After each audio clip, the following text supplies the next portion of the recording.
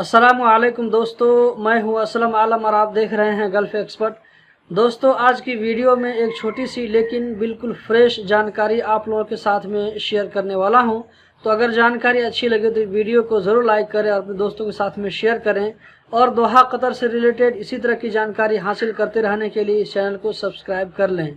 दोस्तों, इससे पहले सिजिल तिजारी और रुखसत तिजारी जब हम रिन्यू करते थे तो 1 साल का मिलता था, लेकिन ministry of commerce and industry ने ऐलान किया है कि अब इस बात की पूरी पॉसिबिलिटी है कि अब रुखसत तिजारी और सिजिल तिजारी को 5 साल तक के लिए हम रिन्यू कर सकते हैं।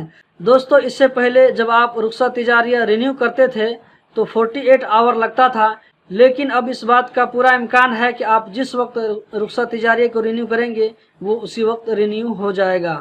दोस्तों, इसके बाद वाली वीडियो में मैं आप लोगों को बताऊंगा कि ऑनलाइन स्पॉन्सरशिप यानी नकल के फाला या कंपनी चेंज कैसे कर सकते हैं, इसके लिए कैसे डॉक्यूमेंट रेडी करेंगे।